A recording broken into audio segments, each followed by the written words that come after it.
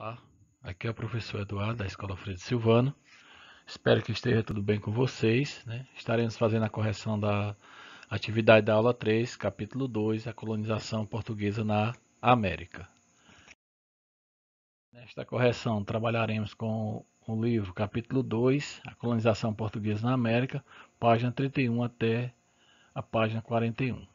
E aí, pessoal, eu lembro, né, que o livro é o seu aliado no estudo domiciliar, né, nesse momento que a gente não pode estar presente na escola. Utilizem um livro para realizar os seus estudos, à medida que vocês forem acessando a plataforma, assistindo as videoaulas e fazendo a leitura do conteúdo no livro. Essas questões são parte integrante da aula 5 na plataforma escolacidadã.org. Né? As perguntas devem ter sido copiadas e respondidas no seu caderno. E agora a gente vai fazer a correção para melhorar a sua aprendizagem. Espero que tenha acertado todas. E assim, eu esclareço também que o vídeo eu vou procurar ser o mais objetivo, né, para que não se torne extenso, já que muitos utilizam o celular, né, para estar assistindo essas aulas e muitas vezes a internet acaba não colaborando, né? Mas cada um fazendo a sua parte, tenho certeza que dá certo. Na questão 1, nós temos, de acordo com os registros produzidos pelos cronistas europeus, como eram as aldeias onde viviam os tupis. Né? Esse assunto a gente vai encontrar na página 31, o tópico antes dos portugueses, os povos tupi.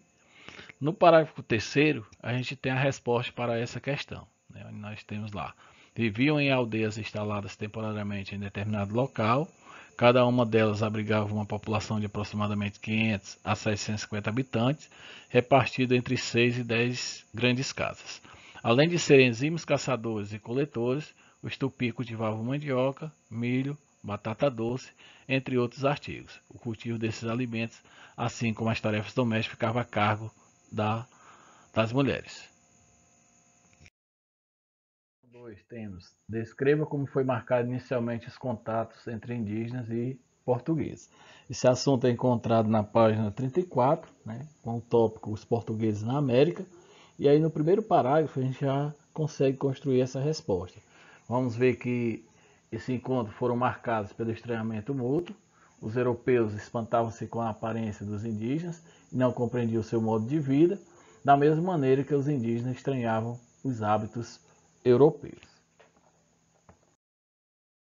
Aqui temos a questão 3, o que foi o escambo, né, assunto que você vai encontrar na página 35, a exploração do pau-brasil. Né, e aí, a partir da leitura, você vai passar a compreender o que foi o escambo. Né. Lá no quinto parágrafo, a gente começa a construir essa resposta.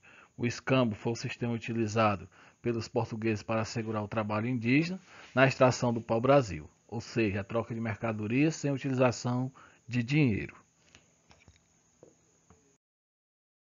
Questão 4. Os direitos e deveres dos capitães donatários estavam descritos em um documento denominado foral. Cite os principais direitos dos donatários. Assunto que nós encontramos na página 36, subtópico a criação das capitanias hereditárias. Né? A partir do quinto parágrafo, a gente começa a construir essa resposta e finaliza com a leitura do parágrafo 6º. Aí nós temos como resposta, no tocante à administração, os donatários tinham o direito de fundar vilas, exercer a justiça e cobrar os impostos. Os donatários também tinham o direito de presar e escravizar os índios. Na questão 5, quais fatores levaram a maior parte das capitanias hereditárias ao fracasso? Assunto também da página 36, né, a criação das capitanias hereditárias.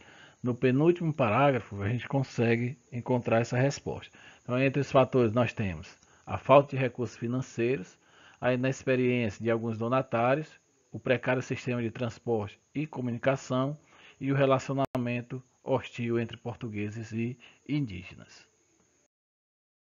Na questão 6, nós temos, visando assentar definitivamente os colonos, o que fizeram os governadores gerais? Assunto que a gente encontra na página 37, subtópico governo geral, sistema administrativo que substituiu gradativamente as capitanias hereditárias. E aí no segundo parágrafo a gente consegue construir essa resposta. Aí nós temos: os governadores gerais incentivaram a instalação de engenhos, promoveram o agrupamento de índios junto aos povoados e vilas, estabeleceram feiras regulares, combateram o comércio ilegal de pau-brasil e organizaram e garantiram as rendas da coroa. Na questão 7, nós temos a seguinte pergunta: a relação entre a administração municipal e o governo geral ajudou a alimentar as relações de clientelismo. Explique essa relação chamada de clientelismo. Assunto que a gente encontra na página 39, né, lá tem um subtópico: os homens bons das câmaras municipais. E aí no terceiro parágrafo, né, a partir desse estudo do terceiro parágrafo, a gente consegue responder essa questão: troca de favores entre as elites locais e as autoridades portuguesas, enquanto, de um lado, a elite colonial obtinha favores do Estado, de outro, vários administradores portugueses usavam seu poder para aumentar suas riquezas particulares. Nós temos a questão 8. Aliada ao governo de Portugal, a Igreja Católica dedicou-se a qual tarefa no processo de colonização na América Portuguesa? Assunto, né, que nós encontramos na página 40, a partir do estudo do tópico Os Jesuítas na América Portuguesa. No segundo parágrafo, a gente tem a resposta: dedicou-se à tarefa de evangelizar e colonizar os habitantes do Novo Mundo. Para isso, recorreu ao trabalho das ordens religiosas, em especial da Companhia de Jesus. Na questão 9, nós temos a seguinte pergunta: quais as estratégias criadas pelos jesuítas para se aproximar dos indígenas na América? Assunto também encontrado na página 40, né, onde você tem lá o subtópico as missões jesuíticas. Logo no primeiro parágrafo, a gente já consegue responder essa questão. E aí nós temos: aprender o tupi e elaborar uma gramática dessa língua, utilizar o canto e o teatro no ensino do português e dos dogmas católicos às crianças indígenas, e aliaram-se aos nativos na luta contra sua escravização pelos colonos. Chegamos à questão 10, né, nossa última questão da aula 3. Mas antes de responder essa questão, eu quero fazer aqui algumas considerações. Né? Peço a vocês que se dediquem, né, na medida do possível, ao estudo domiciliar. Eu sei que nem todos têm acesso à internet de qualidade. O momento que a gente está vivenciando não está sendo fácil, mas com fé em Deus tudo isso vai passar.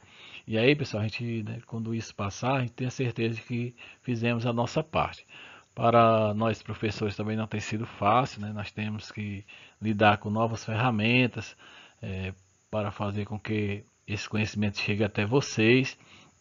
E para isso nós também estamos estudando, estamos procurando, né, adquirir conhecimento. Então, assim, façam a parte de vocês, fiquem em casa, né, para que a gente possa retornar às aulas presenciais o mais rápido possível. E cada um tem que fazer o seu sacrifício, né? A verdade é essa. Com relação à questão 10, nós temos aqui o Tribunal da Inquisição, ou Tribunal do Santo Ofício, foi outra instituição da Igreja Católica que esteve presente na América Portuguesa. Cite as principais características da Inquisição Ibérica. Esse assunto está aqui na página 41. A gente vai encontrar o tópico a Inquisição. E logo no primeiro parágrafo a gente encontra essas características, né? Onde a gente tem aí como resposta o comando do tribunal pelo Estado e não pelo Papa, e a perseguição aos judeus e aos cristãos novos. Então, com isso a gente finaliza aqui a nossa correção, né, da aula 3, capítulo 2, a colonização portuguesa na América. E aí eu peço a vocês que respondam a uma avaliação que tem na aula 3. Essa avaliação ela vale nota. Se você responder uma vez, tirou nota inferior a 6, responda novamente, né, para melhorar essa nota, porque eu vou estar utilizando ela na média do período, né, para a gente somar outras notas. Isso é a oportunidade que a gente está dando, né, do aluno refazer para melhorar a sua aprendizagem. Né? No mais, se tiver alguma dúvida, podem passar mensagem, né, via WhatsApp, que tentarei responder o mais breve possível. Um abraço a todos e fiquem com Deus.